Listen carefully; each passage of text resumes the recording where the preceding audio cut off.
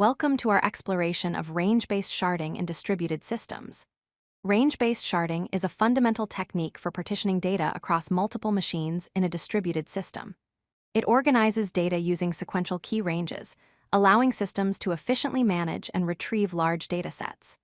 Throughout this video, we'll understand what range-based sharding is, how it works, its advantages and disadvantages, and where it's used in real-world applications.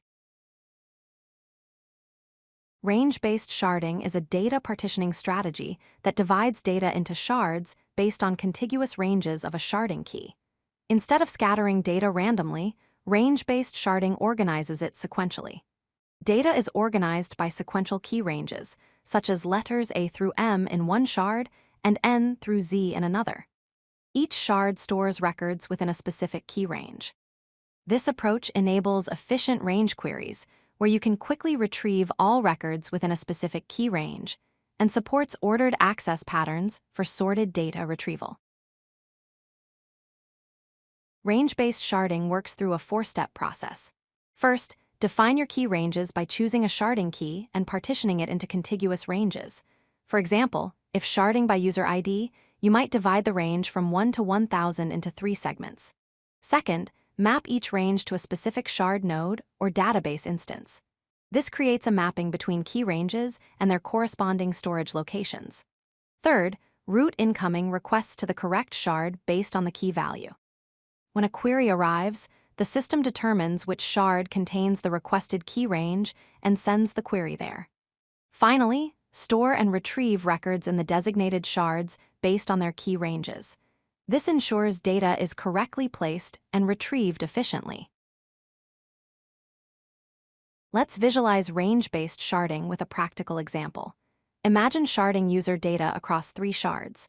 Shard 1 stores users with IDs from 1 to 333.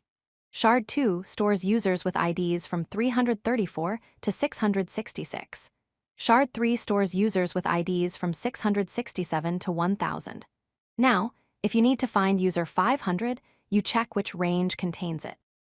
500 falls within the 334 to 666 range, so you query only shard 2.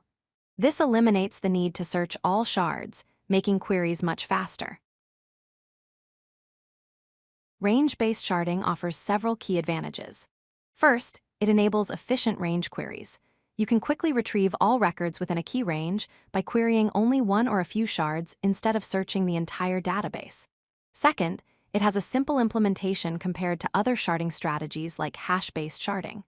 The logic is straightforward to understand and implement. Third, data within shards remains sorted by key, supporting ordered traversal and range scans. This is valuable for applications requiring sorted data access. Fourth, adding new shards can be done by splitting existing key ranges, making dynamic scaling feasible. This flexibility helps systems grow as demand increases. Range-based sharding also has significant drawbacks. First, uneven data distribution. Some key ranges naturally contain more data than others. If user IDs 1 to 333 represent popular users, while 667 to 1000 represents inactive users, the first shard becomes overloaded. Second, hotspots occur when certain key ranges receive disproportionate traffic. Popular ranges become bottlenecks, reducing overall system performance. Third, rebalancing is complex. When shards become unbalanced, you must split ranges and redistribute data, which is operationally challenging. Fourth, performance heavily depends on choosing the right sharding key. A poor choice amplifies these problems. Successful range-based sharding requires careful planning and understanding of your data distribution. How does range-based sharding compare to hash-based sharding? Range-based sharding excels at range queries, making it efficient for retrieving data within key ranges. Hash-based sharding is inefficient for range queries because data is distributed randomly. However, hash-based sharding provides balanced data distribution, avoiding hot spots. Range-based sharding often results in uneven distribution. For ordered data access, range-based sharding preserves sorting within shards, while hash-based sharding does not. Rebalancing is complex for range-based sharding due to range splitting, but simpler for hash-based sharding. Both are relatively simple to implement. The choice between them depends on your access patterns. Use range-based sharding if you frequently query ranges of data. Use hash-based sharding if you need balanced distribution and uniform access patterns. Range-based sharding works well in several real-world scenarios. For time series data like logs, metrics, or events, you can partition by timestamp ranges. For example, store all data from January in one shard and February in another. For user management, shard users by alphabetical ranges of usernames or IDs. Store users with names starting with A through M in one shard and N through Z in another. For geographic distribution, partition data by location ranges using latitude and longitude coordinates. This enables efficient spatial queries.